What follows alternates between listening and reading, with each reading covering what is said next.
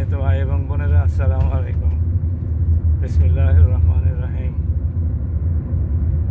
আপনারা জেনে গেছেন ইতিমধ্যে যে গতকাল কোনো রাজনৈতিক দলের নেতৃস্থানীয় ব্যক্তিবর্গ আবার সেই 1971 সালকে সামনে নিয়ে এসেছেন। এর আগেও তারা এই সমস্ত কথাবার্তা বারবার বলেছেন। 71-এর পরাজিত শক্তি, স্বাধীনতার বিপক্ষের শক্তি, এই সমস্ত কথাবার্তা বলে বিতর্কিত হয়েছেন। ওই তারাই আবার বাংলাদেশের জনগণকে, সকল রাজনৈতিক দলকে আহ্বান জানান ঐক্যবদ্ধভাবে দেশ গড়ার কাজে ঝাঁপিয়ে পড়ার জন্যে।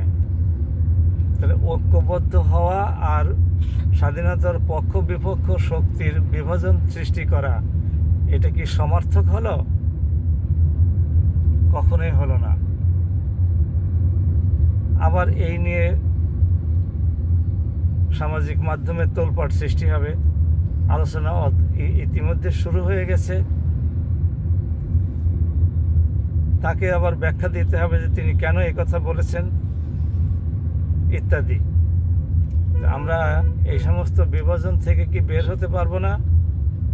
স্বাধীনতার 55টি বছর হয়ে গেল, আমরা দেশের যে কাঙ্ক্ষিত উন্নয়ন সেটা ত্বরান্বিত করতে পারলাম না, সুশাসন প্রতিষ্ঠিত করতে পারলাম না, জাতিকে ঐক্যবদ্ধ করতে পারলাম না, দেশকে উন্নয়নের চরম শিখরে নিয়ে যাওয়ার অফুরন্ত সুযোগ থাকা সত্ত্বেও সেটা করতে পারলাম না। আমাদের দেশে যে অজস্র সম্পদ লুকায়িত আছে সেগুলোর সুষ্ঠু ব্যবহার নিশ্চিত করতে পারলাম না। 71-এর পর থেকে বিদেশে অর্থ পাচার প্রতিরোধ করতে পারলাম না। অথচ সেই 71-এর দগদগে খাকে আবার পুনরুজ্জীবিত করার প্রয়াস চালিয়ে যাচ্ছি।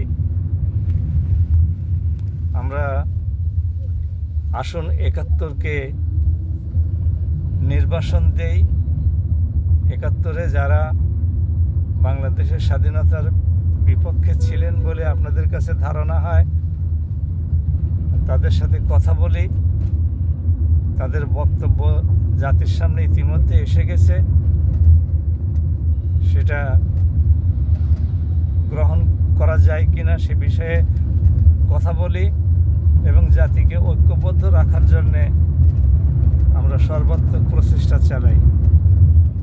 জাতিকে বিভক্ত রেখে আপনারা ক্ষমতায় অতীতেও ছিলেন, আগামীতেও হয়তো আসবেন, কিন্তু দেশের কাঙ্ক্ষিত উন্নয়ন, হানাহানি, রক্তক্ষয় এগুলো বন্ধ করতে পারবেন না।